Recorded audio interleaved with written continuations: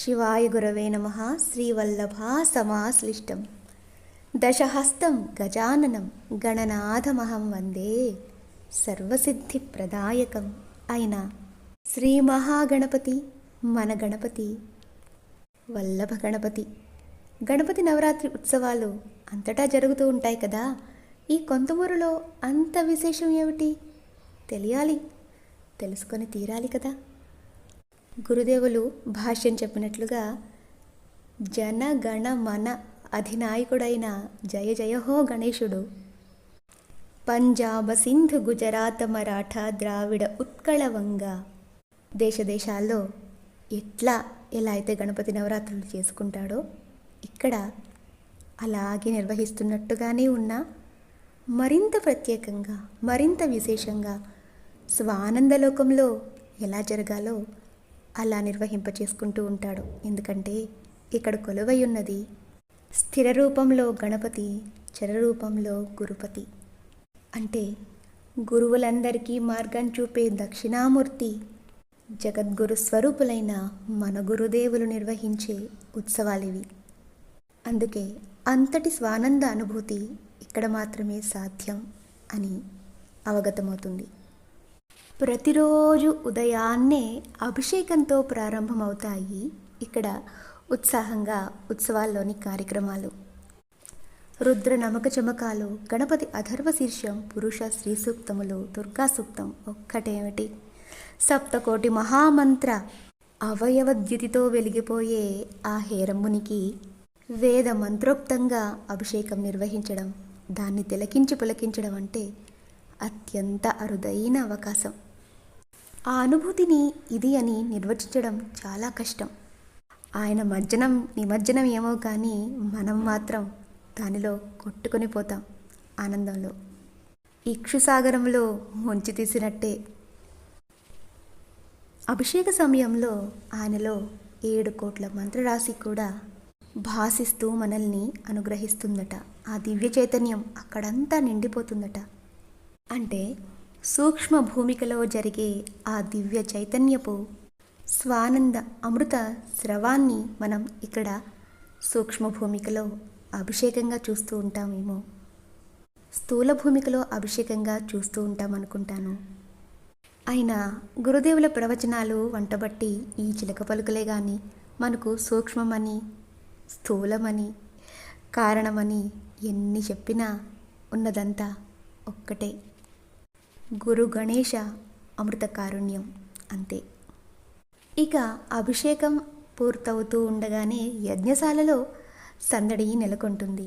పంచగవ్య ప్రాసన చేసిన ఋత్వికులంతా యజ్ఞశాలలో ప్రవేశించి అక్కడ కలశాల్లో కొలువై ఉన్న వల్లభ గణపతిని సేవించి హోమానికి సిద్ధమవుతారు. అదే సమయంలో మరొక ప్రక్క మూలమంత్రంతో గణపతికి తర్పణాలు ఇవ్వడం జరుగుతూ ఉంటుంది.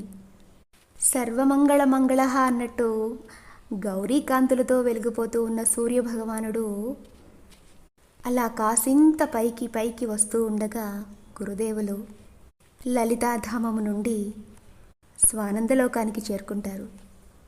గుండె జల్లు మన రాముడు త్యాగరాజస్వామి వారి హృదయాల్లో ఎలా సందడి చేశారో గురుదేవులు వస్తూ ఉంటే గుడిలో అదే సందడి నెలకొని ఉంటుంది.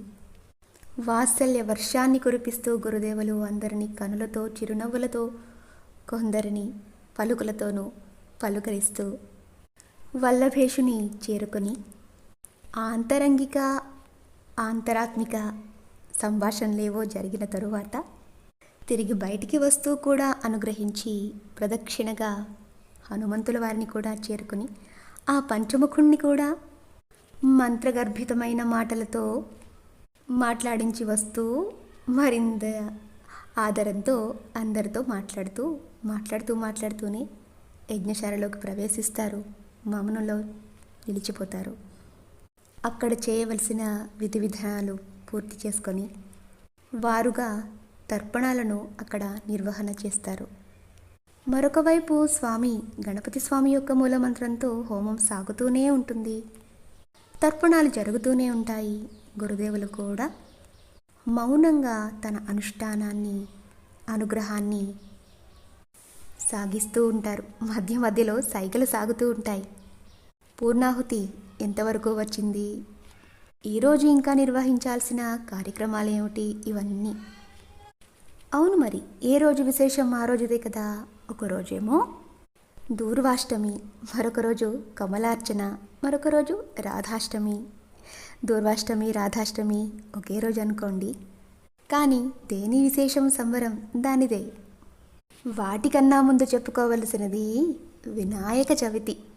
ఆ వరసిద్ధి వినాయకుడిని ప్రత్యేకంగా ఆ రోజు అందరూ తమ తమ ఇళ్లల్లో పూజించుకొని వీలైనంత వేగంగా వల్లభ గణపతిని కూడా సమీపించి గురుదేవులు ఎప్పుడెప్పుడు వచ్చి కథ వినిపిస్తారా అని ఎంతో ఆత్రంగా ఎదురు చూస్తూ ఉంటాం. అలాగే జరిగింది. అసలు వినాయక చవితి శివుడు చేసుకోవడం ఎప్పుడైనా చూసామా? కృష్ణుడు చేయడం కథలో విన్నాం. శివపార్వతులు వినాయక చవితి చేయడం ఇక్కడ చూసాం. ఇక్కడ ప్రతిష్ఠించిన మట్టి గణపతికి అమ్మగారు, గురువుగారు షోడశోపచార పూజ నిర్వహించి నివేదనలన్నీ సమర్పించి పత్రాలన్నిటితోనూ పూజించి 21 పత్రాల వాటి విశేషాలేమిటో శివ గురుదేవులకు తప్ప ఇంకెవరికి తెలుసు అక్కడ. అవన్నీ సమర్పించిన తరువాత అందరి చేతుల్లో అక్షతలు ఉంచి కథ, వినాయక వ్రత కథ చదివి వినిపించి అనుగ్రహించిన గురుదేవులు ఎంతటి అభయస్వరూపులు, ఎంతటి కారుణ్యమూర్తులు అని మనసు ఉప్పొంగిపోతూ ఉంటే చవితి చంద్రుణ్ణి చూసినా పర్వాలేదన్నంత ధీమా అక్కడ మనసుకు ఏర్పడుతుంది. మరొక ముఖ్యమైన వేడుక సహస్ర కమలార్చన. విచ్చుకున్న కలువలన్నీ కూడా స్వామిని అచ్చెరువుగా చూస్తూనే ఆయనలో చేరుకుంటాయి, ఆయనలో లీనమైపోతాయి. పాదాల చెంత కొన్ని, హస్తముల్లో కొన్ని, కిరీటంపై కొన్ని, అన్నీ కూడా గురుదేవులు సహస్రనామాలను పఠిస్తూ ఒక్కొక్కటిగా అక్కడ అర్పించిన కమలమే మన హృదయ పద్మమే. మళ్ళీ మళ్ళీ చెప్పుకుంటున్నట్టు ఇలా గురుదేవుల్ని చూడడం అనే మహద్భాగ్యం కలిగిన కన్నులు కూడా కలువలే. పేరుకే 1000 కానీ 10,000 కనులు కలువలు కూడా అక్కడ సరిపోవు, ఇంకా ఎన్నో ఉన్నాయి అనిపించేలా నిండుగా ఆ కార్యక్రమం పూర్తయింది. తర్వాత ఆ కలువలను అనుగ్రహ ప్రసాదంగా కూడా ఇవ్వడం జరిగింది. ఇక మరునాడు ఉదయం దూర్వాష్టమి. 1,00,000 దూర్వాలతో అర్చన, అంతేకాదు కలువలతో కూడా హోమం కూడా చేయడం ఎలా ఉంటుందో ఇక్కడ ఒకే సమయంలో 1,00,000 దూర్వార్చన జరుగుతున్నప్పుడే అక్కడ 1,00,000 దూర్వాలతో హోమం కూడా జరుగుతూ ఉంటుంది. గురుదేవులు అందరి చేతుల్లో గరికను ఉంచి మురిపంగా గకార సహస్రనామాలని ఒక్కొక్కటిగా పఠిస్తూ ముజ్జగములు ఉంచిన బొజ్జపై ఆ గరికనంతా ఉంచుతూ ఉంటే కొండంత దేవునికి కొండంత పత్రి ఇక్కడే చూస్తామేమో అన్నట్లుగా అక్కడొక కొండవలే ఆ దూర్వాలన్నీ కూడా పేరుకుంటాయి. మేరువులాంటి ఆ దూర్వ పర్వతంలోంచి మనకు కూడా అనుగ్రహ ప్రసాదంగా మరలా ఆ దూర్వాలన్నీ ఇవ్వడం జరుగుతుంది అనుగ్రహంగా. చాలా ప్రీతిగా గురుదేవులు ఇది చేస్తున్నారా అనిపిస్తుంది. ఎందుకంటే అందరూ పాల్గొనదగిన అత్యంత సులభ ప్రసన్నుని యొక్క క్రతువు కదా ఇది. ఎవరైనా గరిక తేవచ్చు, ఎవరైనా తీసుకువెళ్ళచ్చు, అందరూ ధరించవచ్చు చేతిలో. స్వామి అర్చనలో ఆ విధంగా పాల్గొనవచ్చు కదా. అందుకు ఇక అదే రోజు సాయంత్రం రాధాష్టమి. రాధమ్మ అంటే ఎవరో కాదు, వల్లభమ్మే. బ్రహ్మ వైవర్త పురాణం ప్రకారంగా గోలోకంలోని రాధాకృష్ణులే వల్లభాదేవి గణపతులుగా అవతరించారని గురుదేవులే తెలియచేశారు కదా. ఆ రాధాష్టమి వేడుకలు గోకుల కోలాహలమే. అమ్మవారికి అందంగా అలంకరణ చేసి చుట్టూ మధుర పదార్థాలు పేర్చి మధురంగా కీర్తనం చేసి గురుదేవులు రాగానే వారి యొక్క మాధుర్యభరితమైన గళంలో నుండి కూడా రాధా స్తోత్రములు విని తరించి నమస్కరించి, చాలునమ్మా బృందావనధికారిణి, నీ అధికారం ఇక్కడ కూడా చెల్లుబాటేనమ్మా, ఎందుకంటే నీవే కదమ్మా మా వల్లభమ్మ అంటూ శరరూపంలో ఉన్న అమ్మగారికి గురుదేవులకు నమస్కరించుకుంటూ రాధేశ్యాం అంటూ పరవశిస్తూ ఉండగానే అప్పుడే అయిపోతుందా అనిపించేలాగా పూర్ణాహుతికి చేరుకున్నాం. మరి మౌనం తప్ప మరేదీ లేని స్థితి.